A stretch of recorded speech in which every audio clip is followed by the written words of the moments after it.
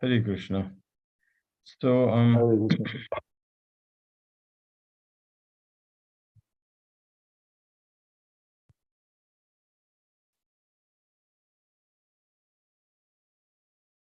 So we actually discussed the last part of Vidura's inquiries about the welfare of the Yadus and Kurus, and it was in relationship to Vidura meeting Udhava. That was the last part of chapter 1. Everyone's here with me? Yes, Prabhu, well with you. Okay. All right. Appreciate if the others can put the videos on and we can talk. So It's only me that is my video is not on. Actually, I was about doing work offering when I started calling devotees, so I got 5 minutes late. My video will be on in 5 minutes. I just want to finish with the playing of the. all right. And who is this Ralph Galaxy A12?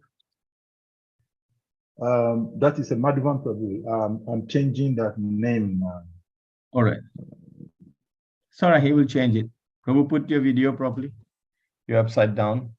And okay, so let me open the discussion. Did you read through what we discussed last time? And it was in relationship to Vidura's inquiries about the welfare of the Yadus and the Kurus. And we talked briefly about the different inquiries about the different relatives of Sri Krishna. And Vidura, when he met Udhava, he had not actually was feeling deep separation from the Supreme Personality of Godhead, and therefore he immediately inquired about different persons. So did you read through? Because we did about 15 verses last time. Did you read through everything, and do you have any questions, or do you have any queries on this, please? And I'd like you to also, each of you can just for 1 or 2 minutes, tell me your own understanding of what we discussed and what you remember. And we're going to be doing that each time, so please be aware that that's the best way to make a connection between what we heard, what we discussed, and what we are likely to discuss. So we studied text 26 to 45, 24 to 45 more. Vidura met Udhava. Passing through various provinces, Vidura finally came to the bank of Yamuna, where he met Udhava. And then Vidura very affectionately embraced Udhava, who was a disciple of Brihaspati, and he was a friend of Lord Sri Krishna, right? So we will look into the very intense relationship of Udhava with Sri Krishna in the chapter 2. And then he inquired about the welfare of the devotees, of the associates of Lord Sri Krishna. And he asked all the original personalities of Godhead, Krishna and Balaram, how are they doing? How is Surasena doing? And then he was asking also how Vasudeva, Pradyumna, Aniruddha, and so on and so forth. And you can see here in this text 27 to 35, this inquiry is there and talks about the Chaturvyuha. You can also go to the verse, and Prabhupada also talks about Lord Ramachandra and Bharat, Satrugna, and Lakshman. So any questions, any comments, please? Whatever notes you have, if you haven't taken notes and if you haven't read, then obviously it's going to, yeah, I'm hoping that you're all reading. So let us, anyone want to say something? What we studied?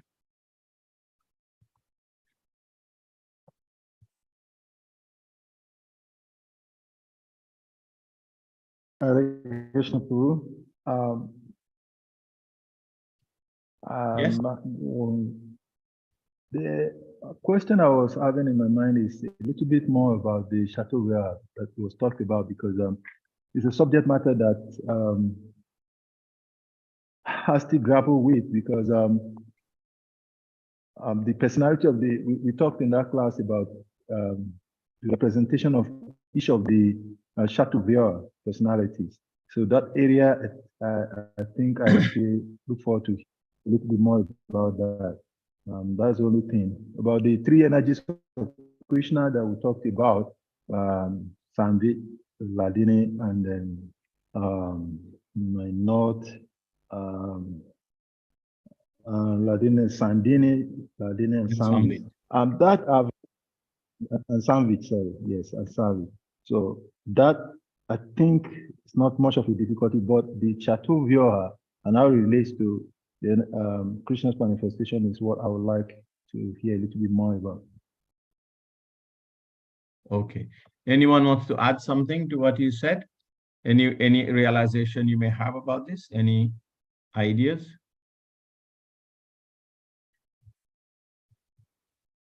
No. Okay, so to begin with, the first Chaturvyuha, there's two sets of Chaturvyuha. And the Chaturvyuha, it goes Vasudeva, Sankarshan, Pradyumna, and Aniruddha. So we looked at the second set of Chaturvyuha. And from the second set of Chaturvyuha, it's a manifestation of Narayan. And the first Chaturvyuha personality that comes out is actually Vasudeva. And from Vasudeva, you get some, they don't appear all like 4 items of personalities or 4 personalities just at once. But Vasudeva, and then from Vasudeva, you have Sankarshan. And then from Sankarshan, you have Pradyumna. And then from Pradyumna, you have Aniruddha. Vasudeva is actually they have a role to play in the material creation. And as you have done second canto, you know a little bit about it, that they are manifestations from them. The Purushas expand into the Purushas. First, they expand into the Purushas. So Vasudeva, then further on, they expand into the subtle elements of the creation. So Vasudeva, then he becomes the presiding deity of Chitta, consciousness. Like you may remember how the material creation was suspended for a long time, and it had to wait for the entrance of Garbhodakshaya Vishnu into the material creation, because he is the consciousness. So he brings in the consciousness. So he is the presiding deity of consciousness, Vasudeva. And then from Vasudeva, you have Sankarshan. And Sankarshan is the presiding deity of ego. And from Sankarshan, then you have Pradyumna, who is the presiding deity of intelligence. And from Pradyumna, you have Aniruddha, who is the presiding deity of the mind. So these 4 personalities that come one after the other. You can also read it from Sri Chaitanya Charitamrita.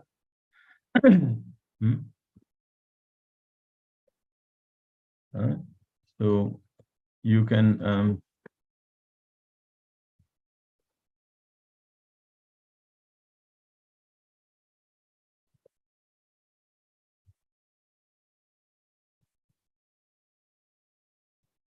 any questions?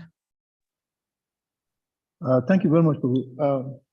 Actually, there's a lot of gap in between reading and understanding. I've read the subject matter quite some time. It's just like Bhagavad Gita chapter 13 for me.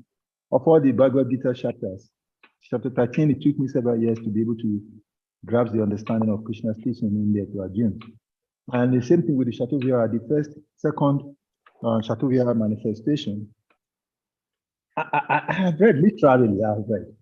But I think probably maybe what is gap for me is I'm trying to get some kind of personal realization, which has not come as much as I think I would have, given a kind of satisfaction. Because when you get realized on something, it resonates with your heart and then you're convinced. So maybe probably that conviction and doubt about the activities as it relates to the manifestations of Krishna is what I've not fully grasped with. So I'm just seeking to hear more and more about it, so that because the narration from the devotee have a way of cleaning the dust in the heart. So that's why I wanted to hear more and more about it. Then we can actually. But I thank you very much for explaining. Okay. Okay. I appreciate it. Anyone else?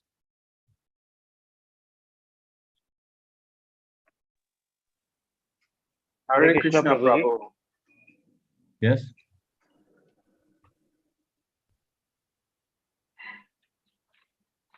Okay, sure. I speak. Madhvan's Hare Krishna. Yeah, go on. Yeah. My concern is when we look at the situation, how Vidura left home.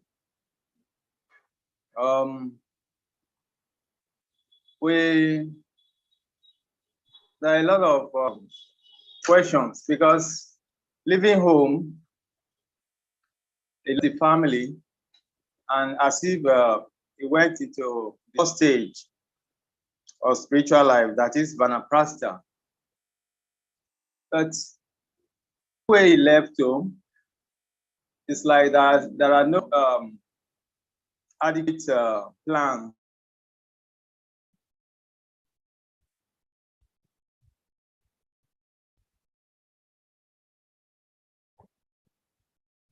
for other devotees, because they might misunderstood the situation and the position of the Vanaprastha, whereby you can just leave your family, leave your responsibility, and then decide to take into spiritual path. So, Prabhu, I don't know how we can relate the situation with the realities that we have today. Hare Krishna. Okay, it's you see, we have to see everything from a Krishna conscious angle. The ultimate goal is to become purified.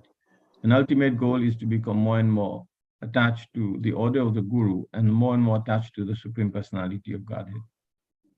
So at some point, no matter how opulent or how negative our situation in material life may be with the family, we're going to ultimately leave the body. And when we leave the body, we're going to leave the family. So 10, 15 years prior to this happening, we can make a conscious effort to just say, okay, I'm going to concentrate on developing my relationship with Krishna. This is a human form of life. So we can always be concerned. There is no end to how much concern we can have for our material situation. But we have to, at some point, realize that we have done what we can do. And, you know, our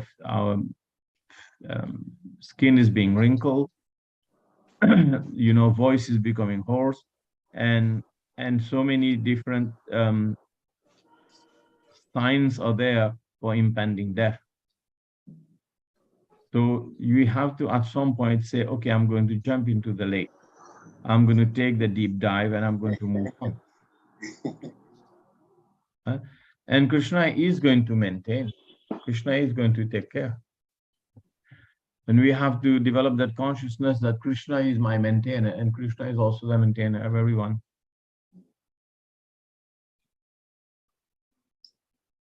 Thank you, Prabhu. Hare Krishna. Anyone else? So anything else we read? Any realization from what we do is you're going to have to speak about what you remembered in my discussions in the last section. Yes, go on. Hare Krishna, Africa. Yes, thank you very much, Prabhu. Sorry, actually, this point that Madhvan Prabhu is talking about, I think we did talked about it last lecture, and you said the same thing in a different way, that ultimately we have to come to that realization whereby we need to go. But I think the challenge here is a kind of a comment, maybe based on my experience also here, is that sometimes we see that devotees just take advantage of this Krishna consciousness resolution or determination to becoming irresponsible. And I think that is the area Madhavan Prabhu is feeling concerned about, because we've seen so many devotees, they're not that completely absorbed in Krishna consciousness, but then they just irresponsibly leave the family. They're not being fully dedicated to Krishna consciousness in their lifestyle, although they remain in the environment of devotional service. At the same time, they're not taking responsibility of their family. So they just hang it in there. So they're neither here nor there. And I think that's the area he wants to clarify, which is one of the major concerns in West Africa. Yeah, state.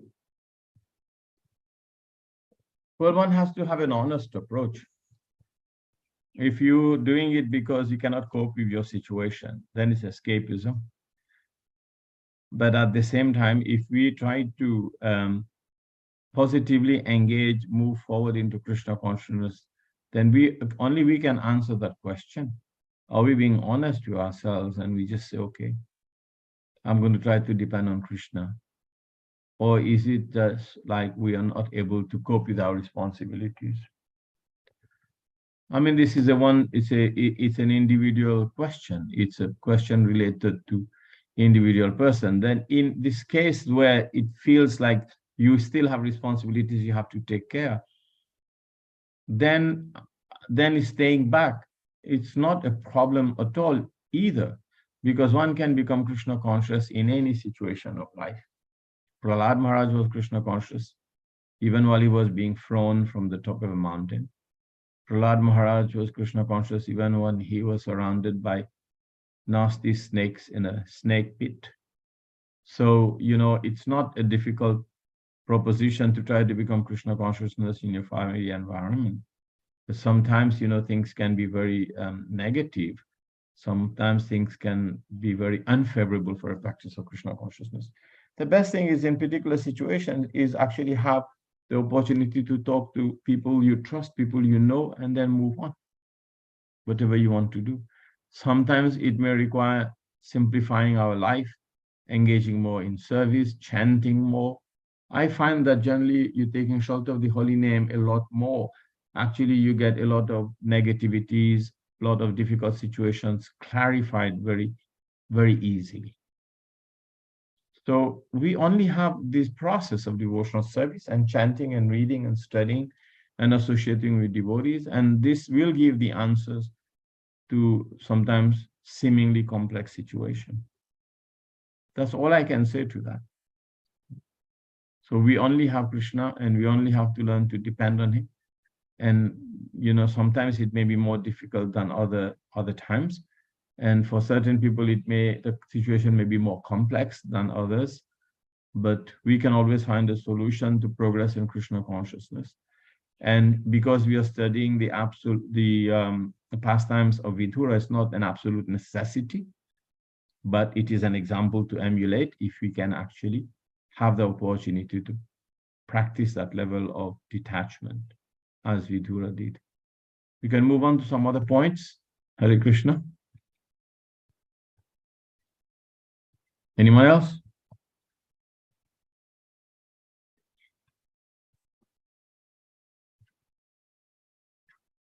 Yeah, I think we can go on. We can go forward. We can start with today's class. Yeah, I think last, Prabhu, you mentioned that the fear of the living entities in the material world is sin and the reactions to sin. Yes. Okay. Yeah. You want me to elaborate on it? Yes, I want you to elaborate deeply on it for us so that we grasp it properly. Okay. Generally, when we have material desires and when we have material desires and we take shelter of the material desires, then generally it gives an opportunity for, unless the material desires are being fulfilled by Vedic ritualistic means, generally it gives an opportunity for us to commit sins. So material desires also means that material desires in terms of related to sinful activities. So material desires means taking shelter in material things. And when we take shelter in material things, right, we within our mind, right, then we actually become dependent on material things and material items. So then we develop a sense of fear because material things tend to be temporary, they come and go, and material situations, material possessions are temporary in nature, and our relationship with these things are also temporary in nature. So what is really fear related to? Fear is related to a sense of loss, sense of losing something. That is what we are fearful of. Material life is generally based on fear. It's based on fear. In Bhagavad Gita chapter 16, it says, Abhayam sattva samshidhim, that when we become abhayam sattva samsudhim, means actually it's a state of renunciation, and it is based on attaining a level of purity of material desires, where we become abhayam, we become fearless.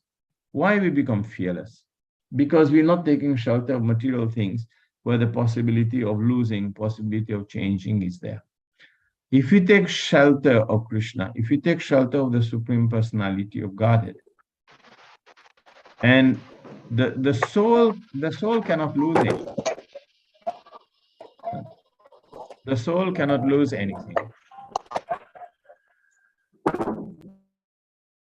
Okay? That's one thing we have to know. So what can we possibly lose? We can lose our reputation, we can lose our money, we can lose our house, we can lose our health, we can lose our so many other things that are related to our material possessions, material situation, right? So the idea of, typically a sannyasi is on the highest stage in his order, I mean, a devotee, an advanced devotee, a fearless devotee is one who doesn't hanker after any material things. So because he does not hanker after any material items, he's actually fearless. So very much you can say material desires, sins, and fear are all related. And material life is based on that. So that's why when we become more attached to Krishna and more dependent on Krishna, we become fearless. We give an example of someone who is a child. A child, when he is with his father and is holding the hand of his father and he's walking on the street, he can see a big dog, he can see his vehicle, he can see noise, he can see, threatening people, he can see danger, he can see so many things, but he is not concerned because he's holding on to the hand of his father. So an advanced devotee, he is similarly dependent and is holding on to Krishna, the Supreme Personality of Godhead.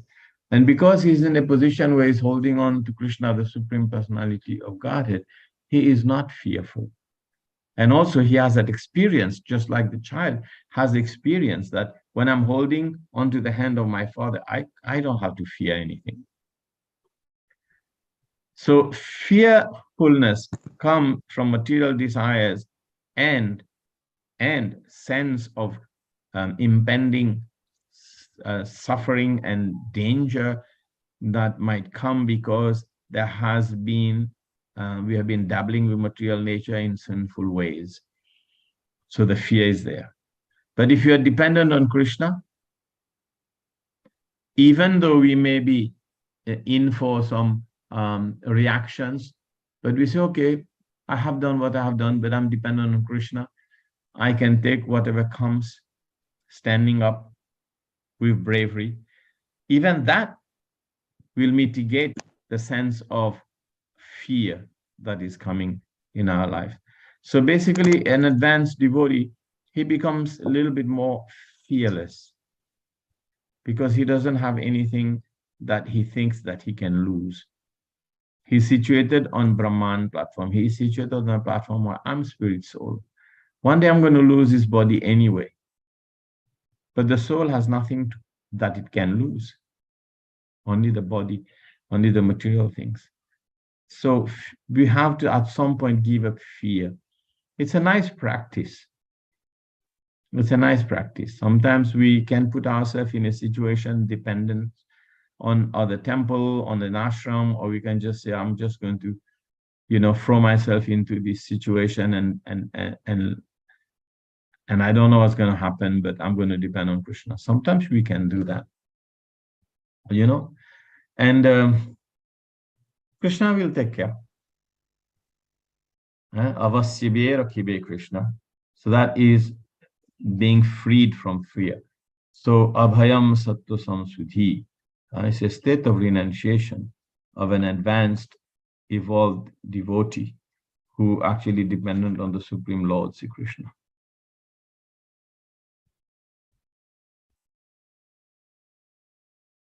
Okay. Anything else we discussed in relationship to Vidura's elevated consciousness? Hare Krishna Prabhuji. Yes. Sorry. Yeah, sorry, I know that we have not started to this. But on the subject you just discussed now, it's interesting because, what you said is perfectly right. When it comes to the platform of devotee, he no longer has any fear. But how do we relate to this? Because the demigods are said to be the devotees of the Lord. But Kunti, I think, said that everyone is afraid of Krishna. Everyone. What is it that they said about the demigods? They are devotees of the Lord, but they are fearful. Well, because they just look at them. Indra is always worried about losing his position. Every time there's someone doing, say, severe austerity, he gets into anxiety. Dhruva Maharaj goes into overdrive with his meditation. He gets into anxiety. Who is that doing it? And they approach Lord Brahma. They approach, the Supreme Lord. What's going on? And each and every moment. So because they are fruitive devotees, they are not Uttama Bhaktas. They are sometimes Prakrita Bhaktas, sometimes Karma Mishra Bhaktas. They are devotees of the Lord, but they are more desirous to keep the power and position. They have so much opulence. That's why it's not recommended for us to want to go to the heavenly planets, because there we will be associating with these great personalities with immense power and position, mystic, and given great administrative position. And they have all these different things, and it's very difficult for them to imagine a life without them. So therefore, they attach to maintaining it, to the point, like, for example, when Marat Prithu or Priyavrata was doing this 100 Rajasuya Yajna, he was upset, and Indra took on the garb of a sannyasi, and I had to try to stop, So, no, they are not in a position of Uttama Bhakti, pure devotional service. So therefore, they are fearless, even though they are devotees of Krishna. So when we don't dabble in fruitive activities and material, trying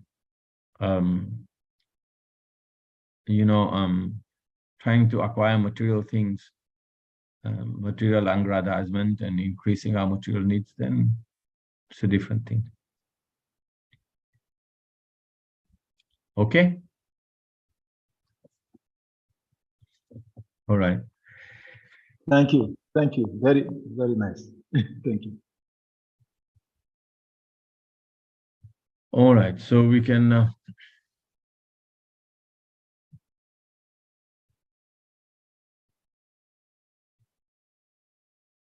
start with chapter 2 now.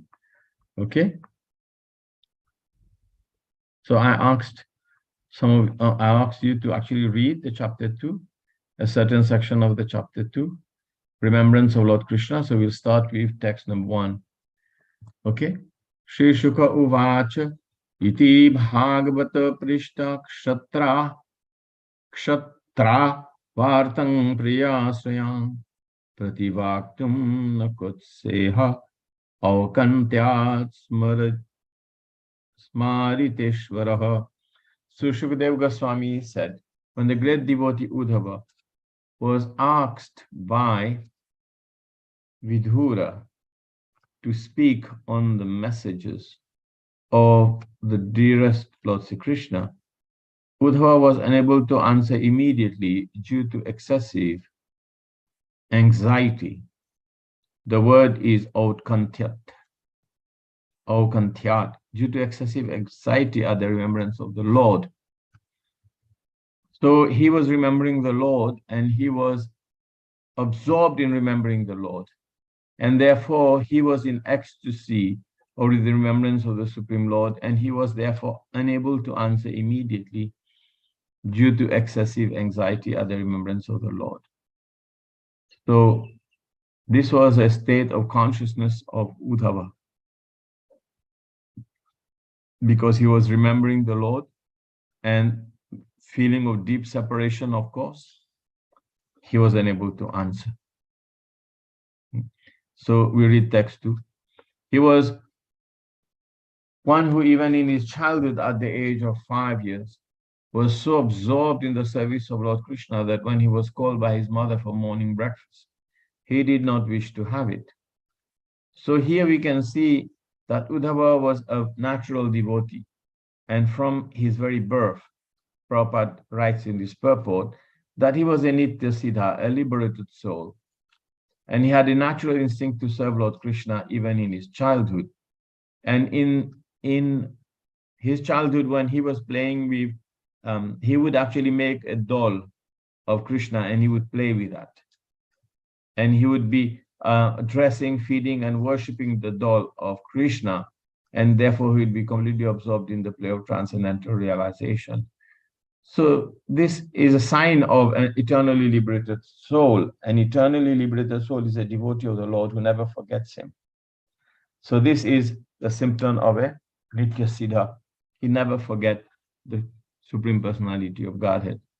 So this was this situation with Udhava. Right from day one in his childhood, he was very, very Krishna conscious.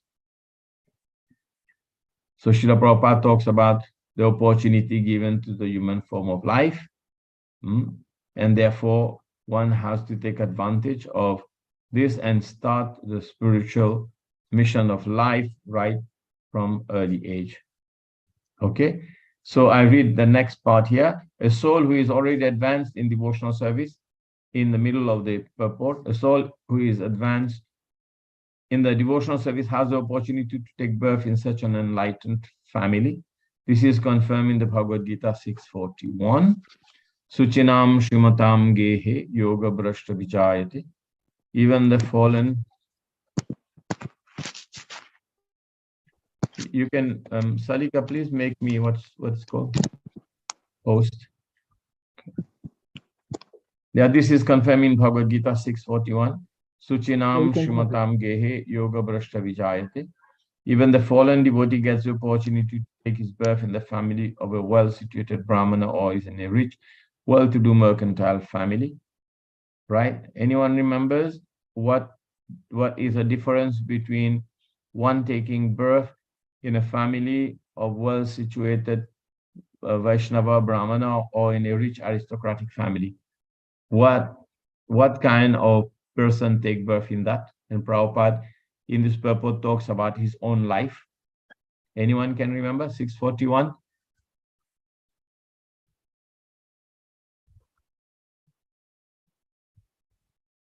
Hare Krishna, Prabhu. Yes, Madhuban.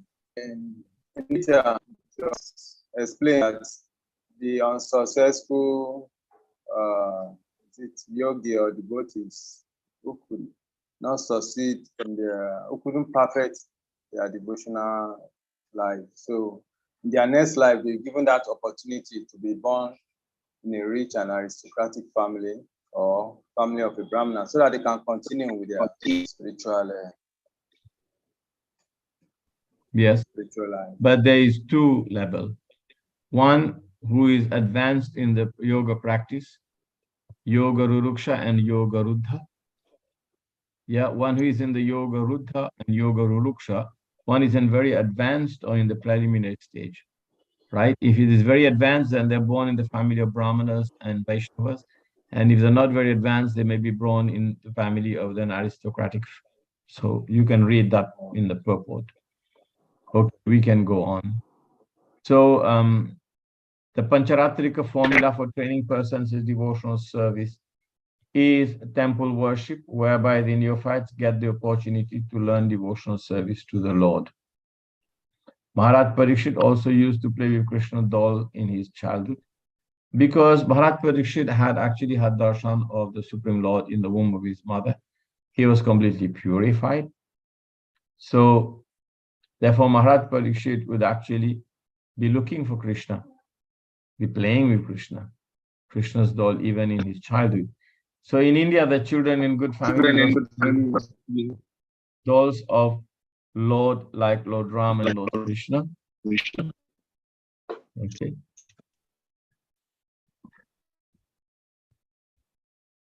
Or sometimes the demigods, so that they may develop aptitude of service to the Lord. By the grace of the Lord, we are given the same opportunity.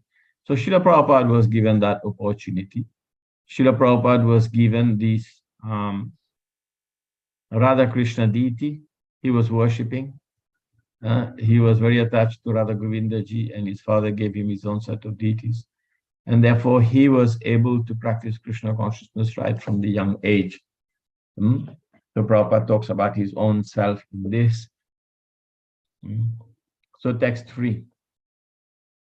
Udva therefore served the Lord continually from childhood, and in his old age that attitude of service never slackened. So as soon as he was asked about the message of the Lord, he at once remembered all about him. So he was being asked about the relatives. First, he was asked about the Lord and Balaram, right? And he was asked about the Supreme Lord. And as soon as he was asked, he remembered all about him. All the memories just keep coming, flooding into the mind, into the heart of Udhava. And therefore, he had served the Lord continually from childhood. And his attitude of service did not slacken even as Udhava got older.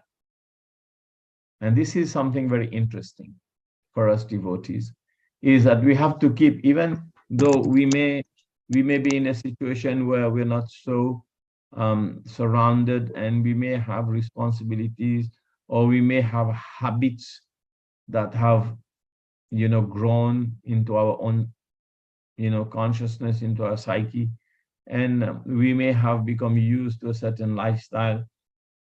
We may become complacent sometimes, or we may become excessive anxiety about our own material condition and insecurities in life as we grow old. But actually, we have to keep this attitude of service, strong attitude of service and desire to hear and desire to associate with devotees right till the end. And if this does not slacken, then we are actually in good hands. But if we become too complacent and we start, like in the beginning, we are very enthusiastic. And then we see the situation, sometimes socially in our environment, sometimes spiritual environment, sometimes temple environment or association. And we tend to become slackened. We tend to find excuses. We tend to find reasons for not becoming serious. We tend to find reasons for just saying you're not done, and then I don't manage to get anywhere. These things are actually not helpful in any way. So we have to keep the strong mood of seva, strong mood of wanting to hear and chant and talk and preach and study and hear the holy name. Then, this is a transcendental service of the Lord. So he said, here in the transcendental service of the Lord, there's no retirement at all. On the contrary, the service attitude increases more and more with the progress of age. So what is your realization about this? You're all mostly been around for 30, 40 years. So what do you feel?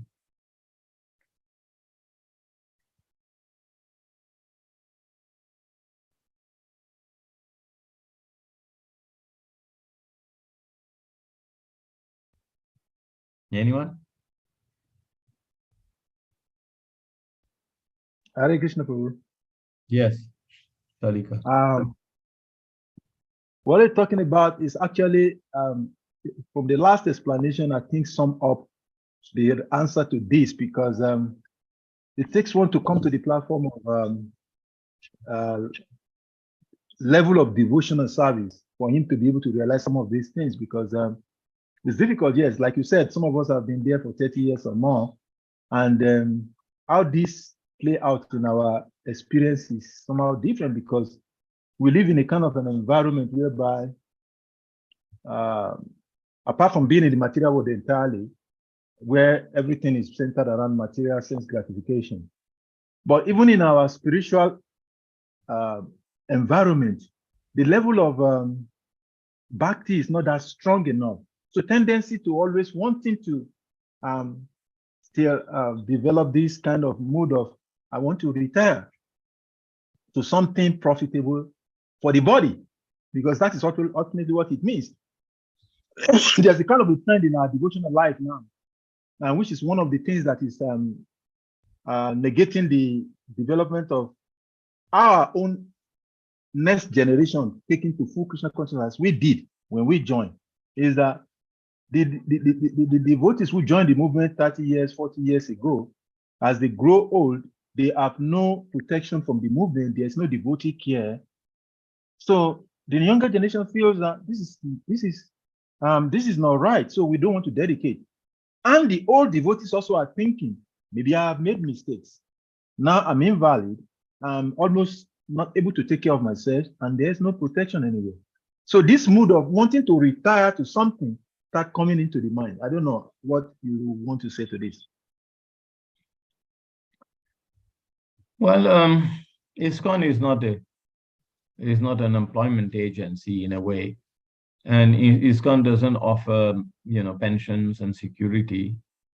So yes, we've given our life to Krishna consciousness, and therefore, what can be done? At the end, we have done the most valuable thing is giving our life to Krishna consciousness. And if it is not, so to speak, at the end profitable to have done that, then it's probably not the very right attitude to look at it, because there is no loss or diminution in what we have done. So, and whatever we have done goes to our eternal credit, spiritual credit.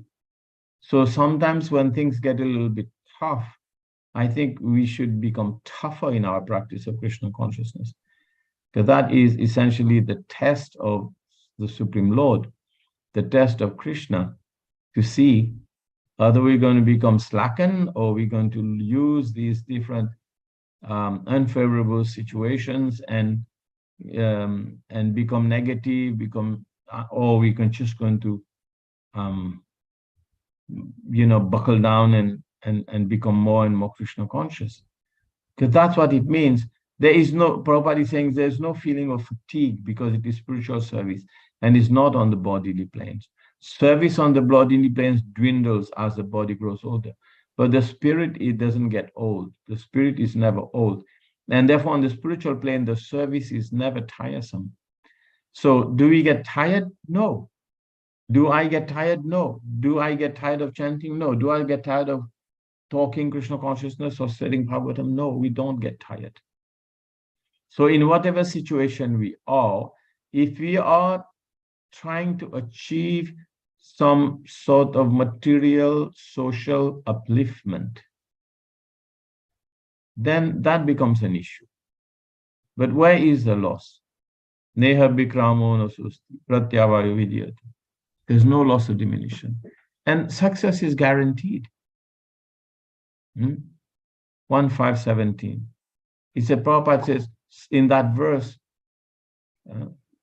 Narad Muni says, success is guaranteed. If someone abandons all varieties of religion, if someone varieties all varieties of engagement, whatever the achievement could have been in material situation,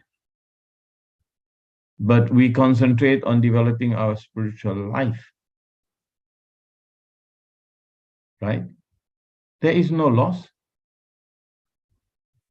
So we don't have to become so depressed about the social environmental situation where we are, or the yatra situation where we are. We just have to keep carrying on doing our service. Our time is going to be up. And if we have accumulated enough spiritual credit, then we are safe. You know, it's not been a very nice life being in the material world, but the nicest part of it has been in Krishna consciousness. So I think we have to stay positive, just like Udhava. So Udhava, undoubtedly, he became old, but that does not mean that his spirit became old.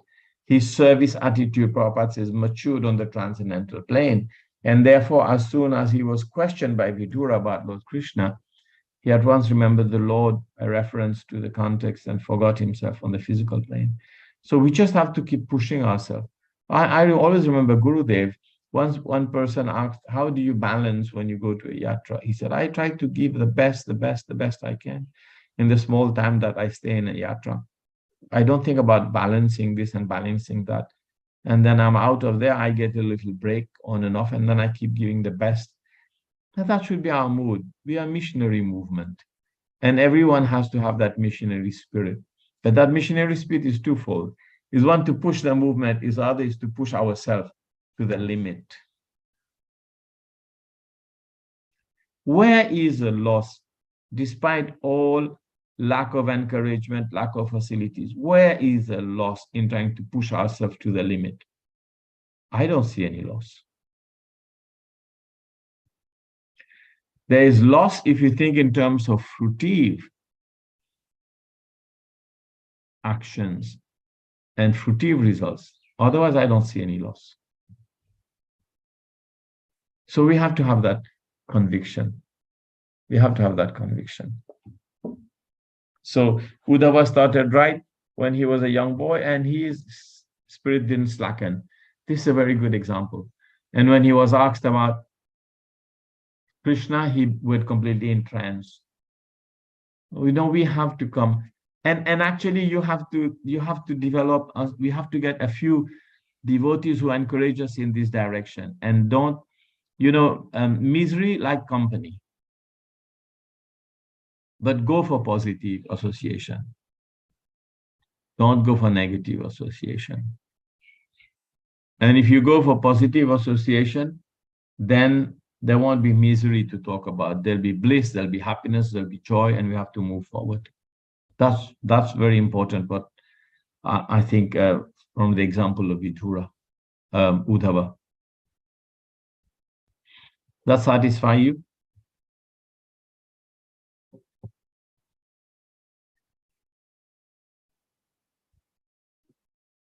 Perfectly answered, Prabhu. Very nicely answered.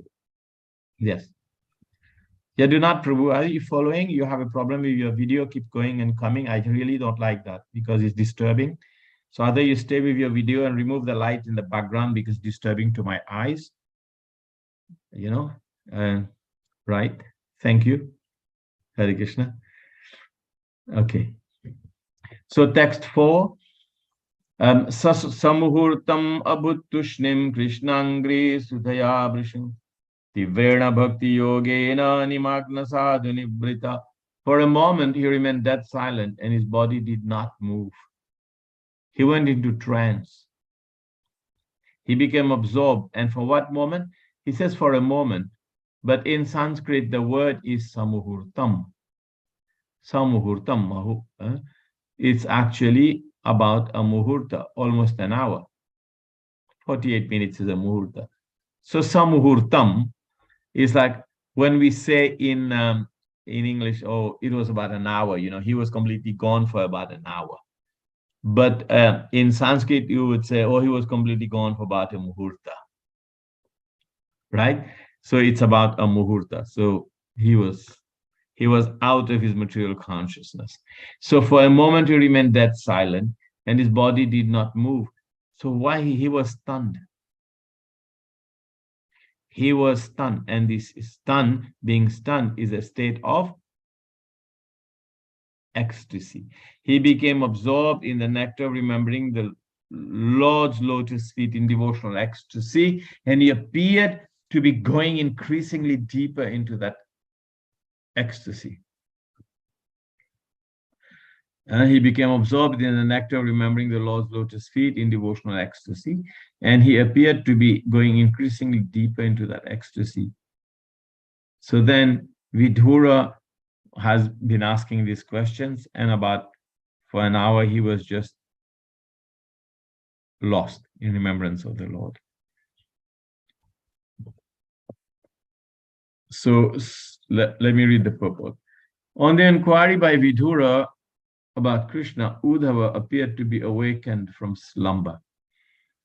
He appeared to regret that he had forgotten the lotus feet of the Lord. Thus he again remembered the lotus feet of the Lord and remembered all his transcendental loving service unto him. And by so doing, he felt the same ecstasy that he used to feel in the presence of the Lord. So here, the difference between viraha and sambhog. The consciousness of someone you were with is like someone we were with the Supreme Lord Sri Krishna. For example, in the case of Udva, he was with the Supreme Lord Sri Krishna. And he was always in ecstasy being in his association. Now the viraha, the separation, will also give him the same level of association to the point that he will be transported to the spiritual world where Krishna is. So this is the state of Vishuddha Sattvam, Vasudeva Sattvam. When someone's consciousness, chitta, doesn't have experience of anything material, but he has this material, so to speak, this body, then at some point, our consciousness becomes completely filled with Vasudeva. And we can see the Lord in our heart. In the screen of our heart, we can actually see the Lord. Because no experience of material activity, material experience, material life based on Rajogun, Tamogun, Sattvagun stays, everything is gone. And we can only see the Lord. This is the remembrance of Udva here. Because the Lord is absolute, there's no difference between his remembrance and his personal presence. So we have to keep remembering the Supreme Lord. That's why the idea of Sota Vyadini Rajendraninam Shanti Sahasrasa. He says that we have to always hear and remember him. Thus Udva remained completely silent for a moment, and then he appeared to be going deeper and deeper into ecstasy. Feelings of ecstasy are displayed by highly advanced devotees of the Lord. There are 8 kinds of transcendental changes in the body. This is from Nectar of Devotion. Tears, shivering of the body, perspiration, restlessness, throbbing, choking of the throat, and all were manifest by Udva in the presence of Vidura. So he could see that this person was in devotional ecstasy. Okay, any question?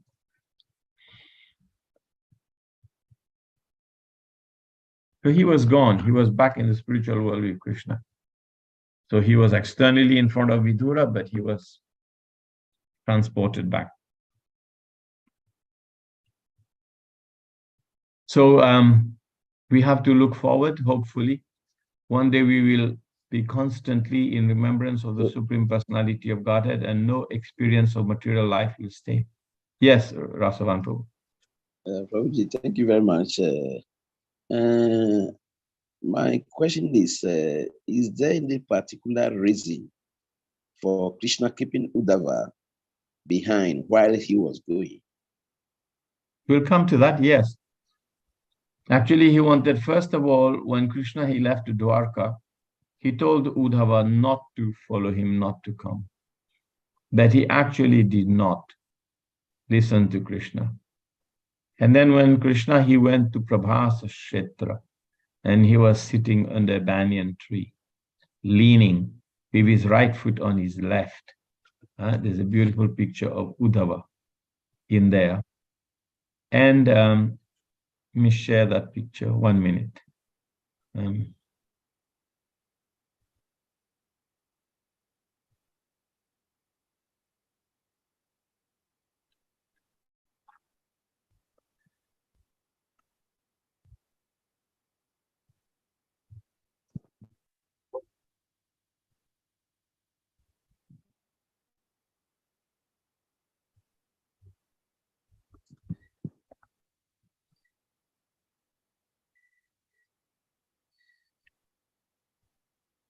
Um,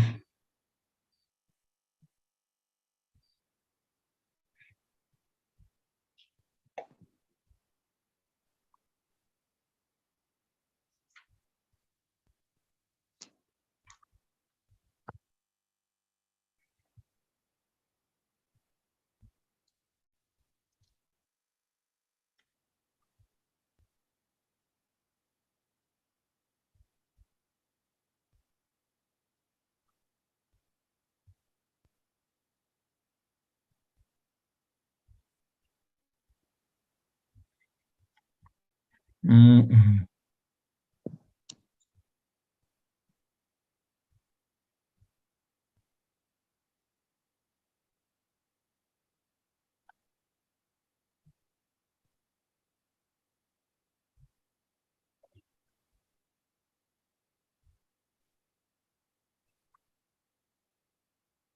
and I can't find it. I had a nice picture. I gave a lecture on this. The picture, but I don't seem to be able to find it. It's okay. So don't worry about it. Are you talking Yes, about? Are you it's talking okay. about this? It's all right. Are you talking So about this picture? This one? yes, that's the one. Yes, that's the Mm. one. So there in the picture here, you see Udhava, the same color as Krishna, and he's wearing almost the same kind of dhoti as Krishna. That's also very significant. And Krishna has taken his four-handed form because there he is, Dwarkanath, and he's sitting under a young banyan tree, his right foot on his left, and he's preparing to leave the world. And actually, Udhava followed him. And Udhava had followed him, and Krishna had given another instruction to Udhava. He was actually beside himself. Udhava was beside himself when he realized that the Lord is going to leave. And he begged the Lord, what am I going to do here? And he said to him that you are my perfect representative. You can represent me. We will come to that in the future passages. You're my perfect representative. And he asked him to go to Badrinath because even though the pilgrimage sites are there in Badrinath, Krishna actually traveled between different parts of India, especially between Hastinapur, Dwarka, and some other places. But he did not actually go to where Bhadrikashram is. So he told Udhava to please go there, and through, as he was a perfect representative of Krishna, he would actually tell the other personalities about the Supreme Personality of God's, pastimes and birth activities and pastimes in the material world. So he asked Udhava to stay. And one of the other things he asked Udhava to stay because he would tell the story of the Supreme Personality of Godhead. He was a perfect, that's why the reason he asked him to stay. And therefore Udhava, he stays also in the form of a creeper near Udhava Kun in Vrindavan, and he narrated the pastimes of Krishna to the Dwarka queens. And then he also went to Bhadrikashram, and there he met with Narayan Rishi and so on.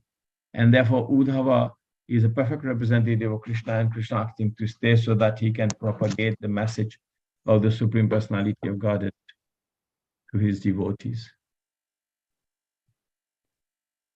So it's a mission he had. That's why he stayed.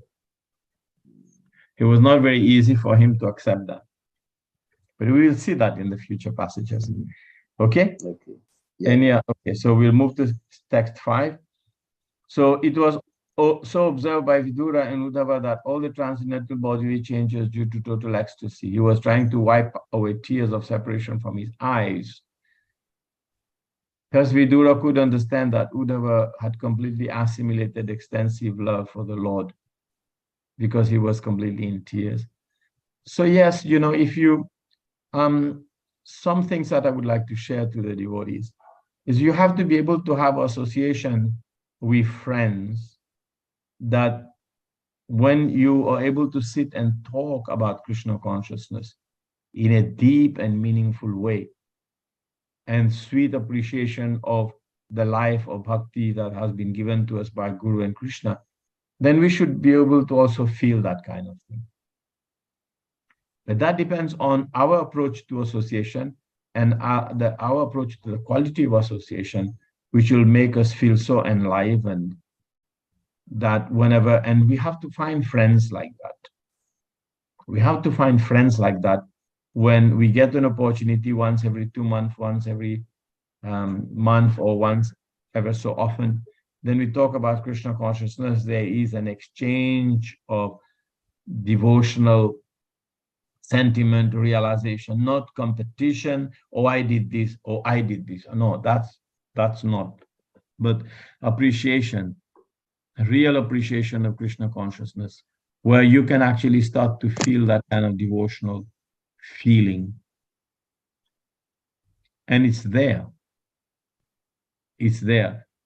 You talk good things, you talk positive things. I have friends, and sometimes we can talk for a couple of hours, and it is such a deep, emotional, spiritual exchange of sentiments. And when we talk about Krishna, there's only, you feel enlivened, you feel like this is what association is all about. I just wanted to say that. And it's not about management, it's not about organization. It's not about the failings of Krishna conscious movement. It's not about yatra's problems. It's all about Krishna Katha and talking and discussing, and in a meaningful way, Krishna Katha, and sharing our realization, going into the pastimes that has affected us and listening to the other devotee. This is Krishna conscious association, just like we can see it here. I'm speaking a little bit from my own experience. I do have friends, when we talk about Krishna consciousness, it just completely enlivens my senses. And that's what we have to do here. So Vidura could understand that, would have had completely assimilated Krishna consciousness, an extensive love of the Lord. And therefore he had no impurities left. So let me read the purport. The symptoms of the highest order of devotional life were observed by Vidura, an experienced devotee of the Lord, and he confirmed Uddhava's perfectional stage of love of Godhead. So Vidura, he could observe and he could see that this gentleman, Uddhava, is actually in the highest stage of love of God. Ecstatic bodily changes are manifested from the spiritual plane and are not artificial expressions developed by practice. And please don't think that is not possible. It is only the quality of association that brings it. It is possible. Minutely, but it is possible. So we have to look for that quality of association. So there are 3 different stages of development in devotional service. The first stage is that of following the regulatory principles prescribed in the course of devotional service. What is that?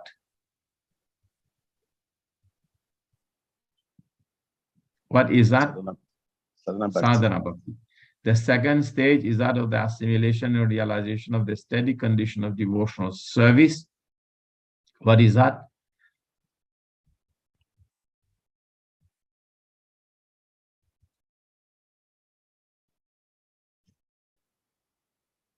Hare Krishna.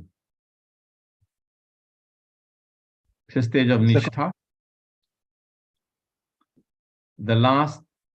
The second stage is out of the assimilation and realization of the steady condition of devotional service, Nishtha, Ashakti, and Bhava. Okay, and the last stage is that of ecstasy. Last stage is that of ecstasy symptomized by transcendental bodily expression. So this is a stage of full bhava. So devotional service goes from Vaidhi to Bhava Bhakti to Prema. Bhava Bhakti basically means you start to have spiritual emotions, and we are pushed by spiritual emotions to actually stay, because we can experience some deep sense of spiritual connection with the Lord, which is called Bhava Bhakti. So it is the same seed from Sadhana Bhakti practicing regulative discipline and following regulative principles, then we have some spiritually, just like even at all this stage of your life, even though having been in Krishna consciousness all these years, now you're putting an effort to study Srimad Bhagavatam, sitting down for 2 hours, 3 times a week. And then this is why, because there are certain spiritual emotions, there's certain power, there's such certain intense spiritual attraction to doing it. Otherwise, this is a tedious work. But because of the nishtha and the attachment, it may not be perfect, but then all these different stages of devotional life, some less, some more attachment, some more ruchi, some less nishtha. So it doesn't go stepwise, everything goes together. So we are sitting down and trying to actually absorb ourselves in Srimad Bhagavatam, a second stage. And then the full assimilation, the last stage, is at the ecstasy of symptomized by transcendental bodily expression. This is where we feel ecstatic symptoms in prema. The 9 different modes of devotional service, which is experienced in Navavidha Bhakti, 9 different types of devotional service. Navavidha, 9 types of devotional service, starting with Shravanam, Kirtanam, Smaranam, so on, are the beginning of the process. Shravanam, Kirtanam, Smaranam. The main thing is remembering, but remembering comes from Shravanam and Kirtanam. So by regularly hearing of the glories and pastimes of the Lord, the impurities in the student heart begin to be washed up. The more one is cleansed. So what is this stage of impurities being washed away? What is that stage called? It is called Anantanivritti. Anarthanivritti, yes.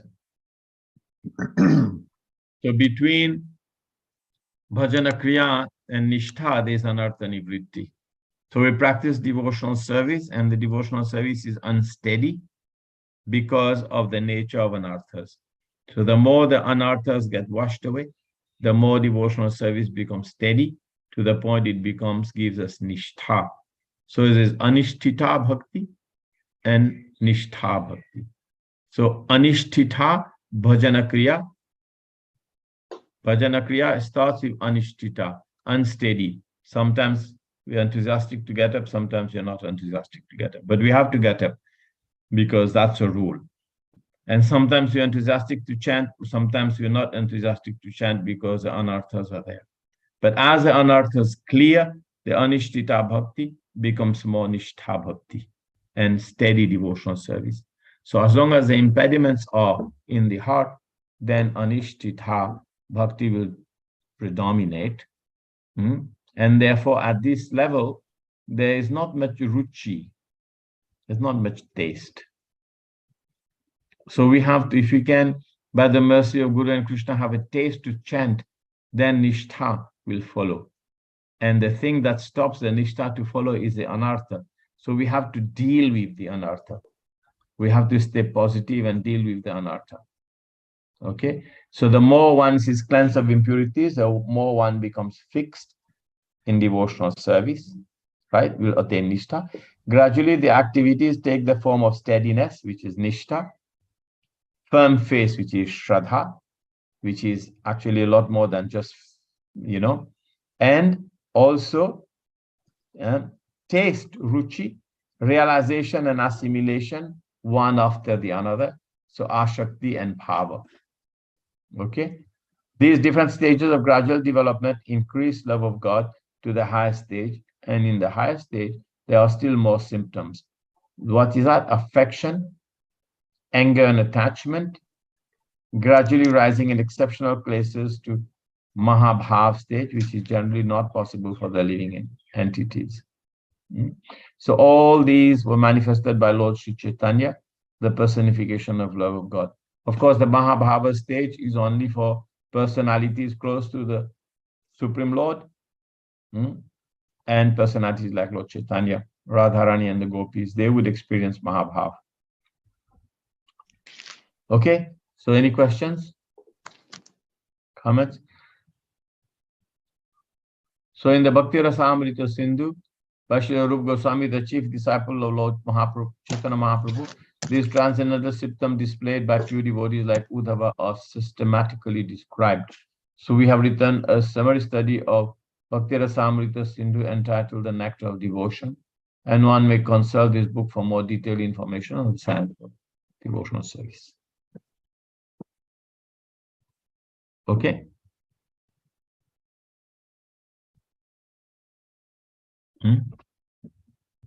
Nicely explained.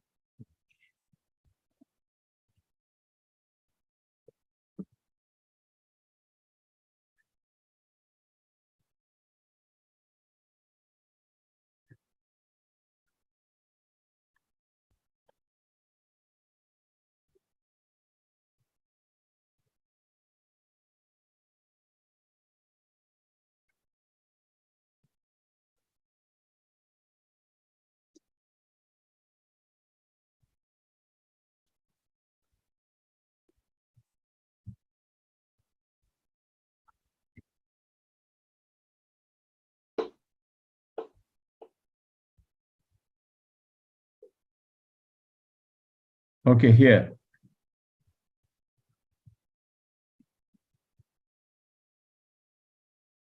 Just give me a minute.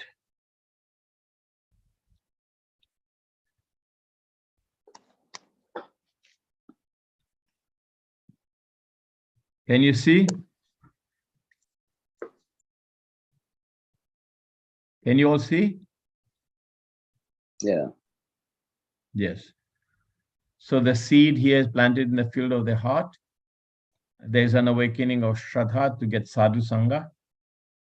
Okay, the initial Shraddha may be there to get that here, right? And then sadhu sangha.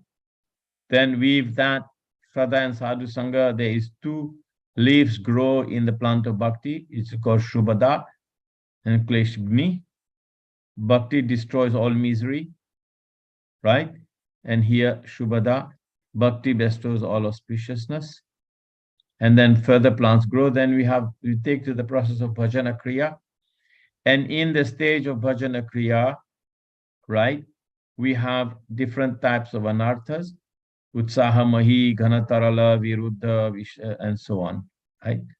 And then from there, we have, this is bhajana kriya. We have all these initial enthusiasm, thick and thin practice, sometimes very good, sometimes not very good. So these are the reasons for that. And because of these, because of these anarthas, it's described here. So there's obstacles, anarthas are here. And then you have nishtha, and also that different stage of nishtha. And then ruchi, we have taste. When we become unshakable resolve, then we have taste for bhajana. And once we have the taste for bhajana, then we have ashakti, attachment to Krishna as the object of bhajana, and also attachment to our bhajana, very important. Then we have bhava, spiritual transcendental emotions. Then we have prema. This is blossoming of the bhakti lata, path of devotional service.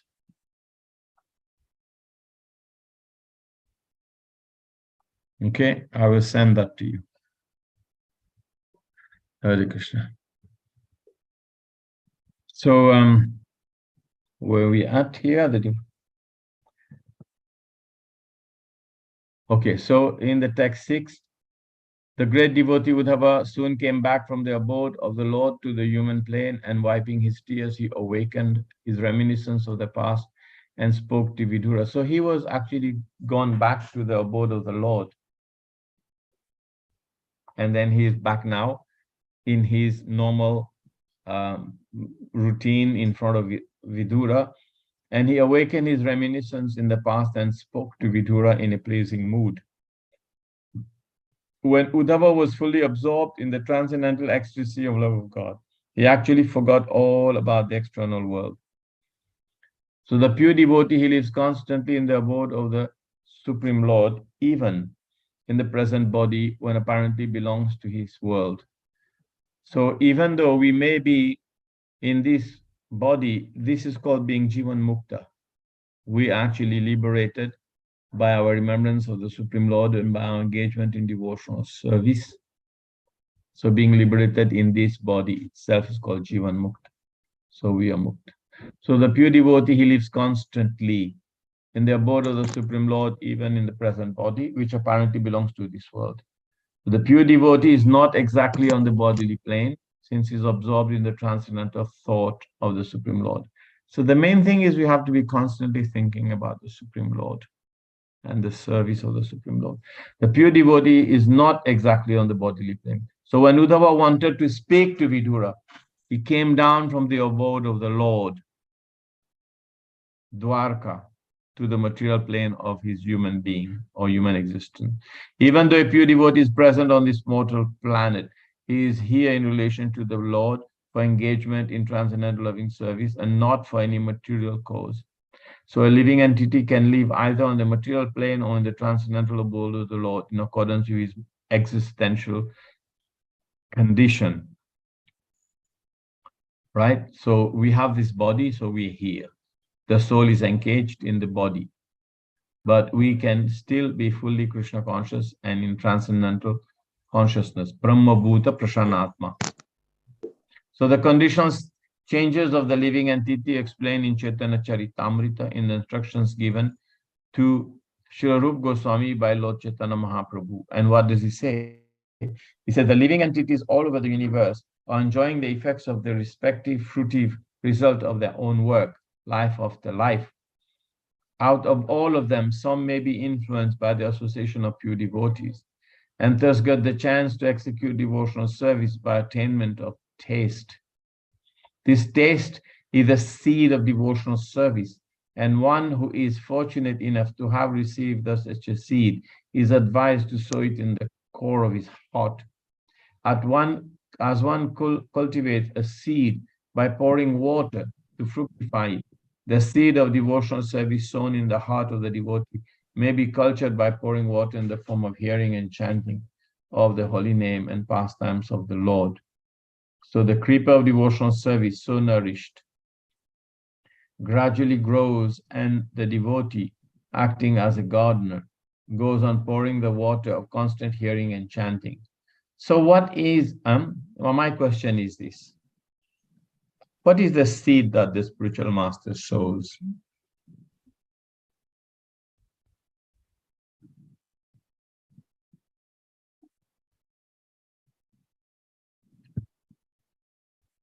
Is it the Upadesha or is it Bhakti Lata?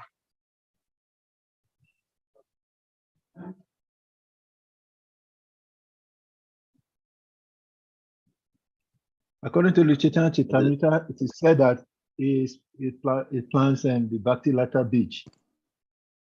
What chapter is that? 20, I can't remember I had notes on it and I forgot. Yes, yeah, go on. Yes, Sarika Prabhu. Yes, I'm here. I'm trying to find a verse. Bhakti Lata Bija. Brahmana Pramite Kone Bhagavan Bija. Guru Krishna Prasadi Pai Bhakti Lata Bija. Text 108. Here it is. Okay, here it is.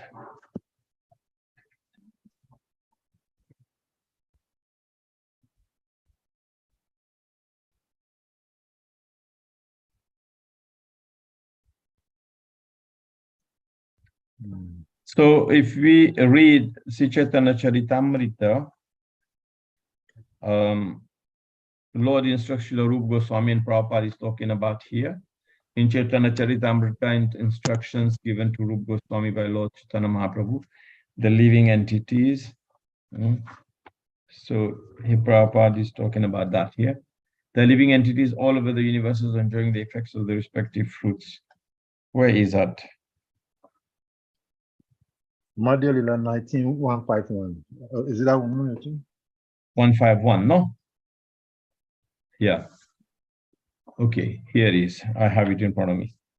Okay, so here, according to the karma, this is 151. Brahmanda Pramite Kona Bhagyavanji, Guru Krishna Prasad Pai Bhakti Lata Bij.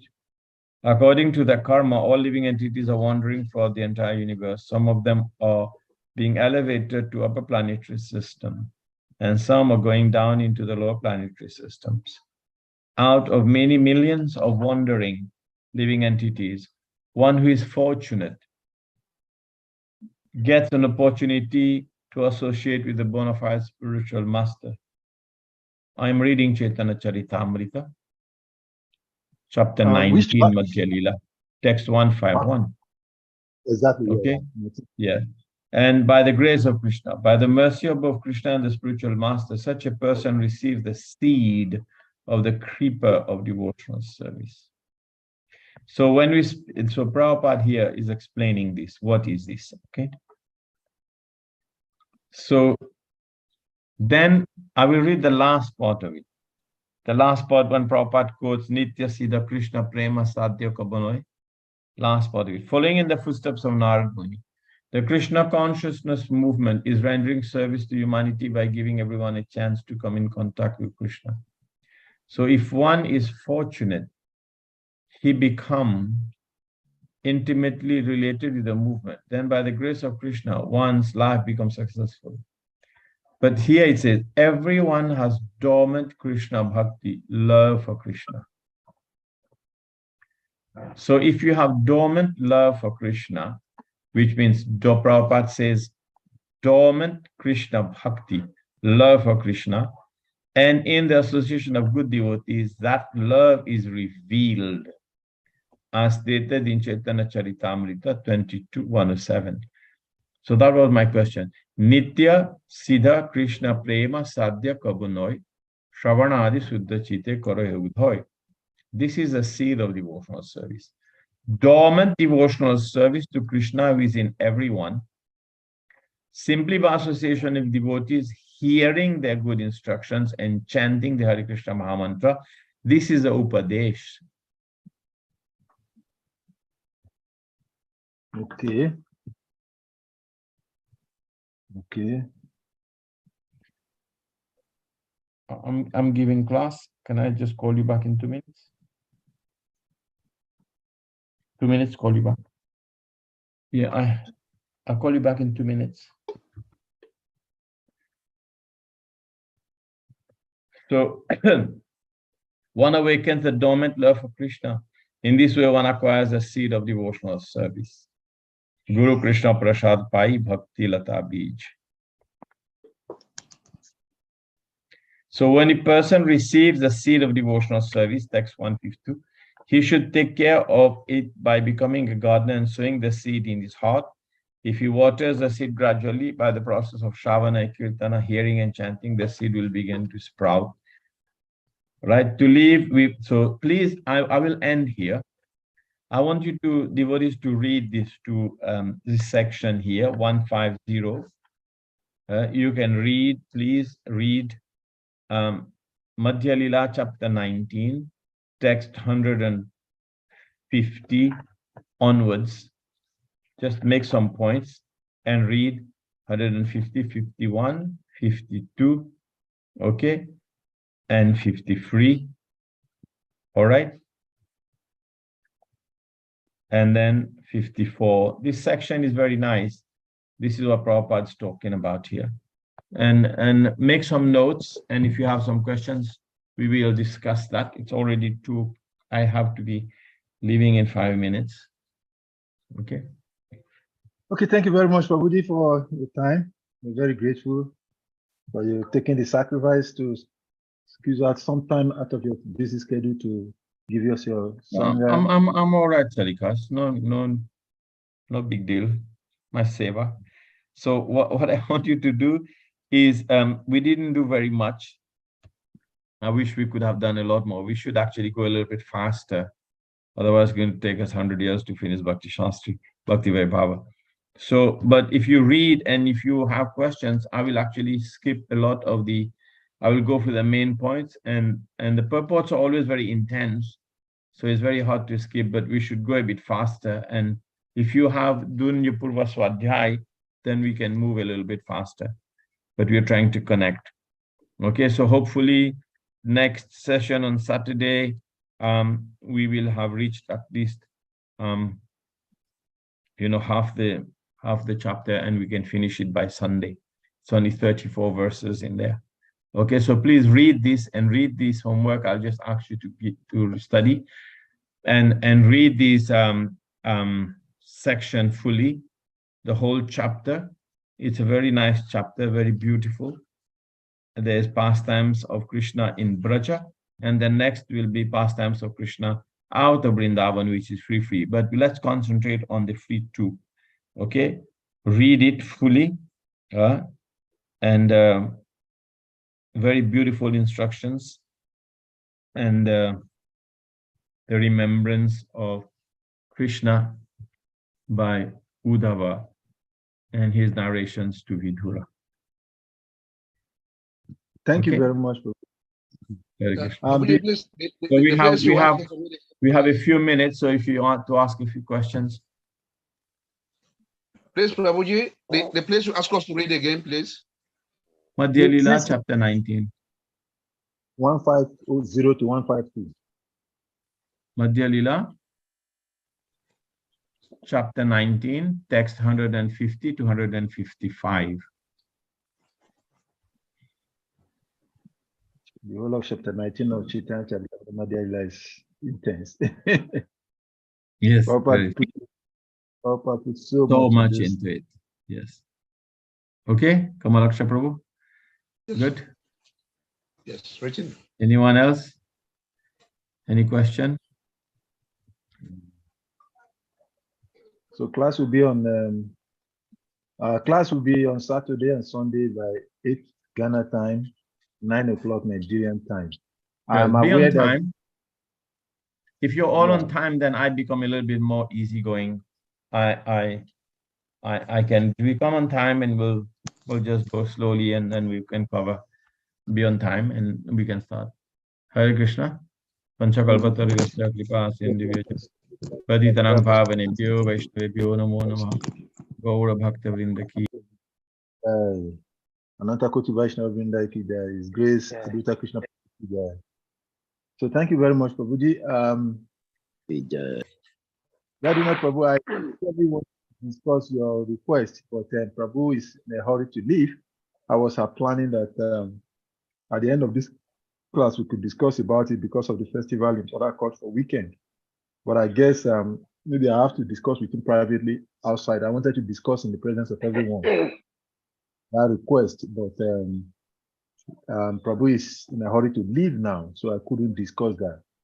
But I'll try and talk with him after today, later today. I will speak with him, and if he is able to, Kamala, Yadunat, I'm talking to us left. Sorry, there is no need for this talk then. Thank you very much, everyone. We look forward to seeing you over the weekend. Krishna, please, the outcome of any discussion we should always know ahead before the time, so that we can always know how to plan ourselves. I just got to know about the class today now also. Almost half hour into the class. The information should always be given to the students ahead so that they can know how to plan their schedules and everything. It's very important. When information comes very late, then we find it very difficult to adapt to the situation. Okay, thank you very much. Yeah, thank you very much for your observation. The thing is that there was no change of time. For maybe I should re-emphasize it now. The agreed time is 3 times in a week. On Wednesdays, because of those who have to go to some activities, we decided it to be 8 o'clock Nigeria, 7 o'clock Ghana time every Wednesday. And for weekend, it is 9 o'clock Nigerian time, 8 o'clock Ghana time from Monday and from Saturday and Sunday. Wednesday is 7 Ghana, 8 o'clock Nigerian time. What I wanted to discuss was as a result of after posting after last class, Yaduna Prabhu made the comment on the group chat about fixing program for this week because of Ratayatra, and I mentioned that it was not my decision. It was something that was discussed on the platform like this, and we all agreed to it. But I will discuss with Prabhu if there is any possibility of making an alterations of their timing. But Prabhu wasn't available to that, and also because the arrival for festival turned to tomorrow, so it was not necessary to change the timing. So we didn't change anything. If there was change, I would have posted it earlier time. And for the weekend, I wanted to discuss it after the class, but Prabhu's in a hurry to leave. I didn't know he was going to be leaving. So that is the only one I'm talking about. I will discuss with him. If he wants to allow it to go for the weekend, yeah, I'll give you information ahead of time. If not, those who are available will attend the class, and then we can read and listen to the class on YouTube afterwards, because it will definitely be recorded. Sorry.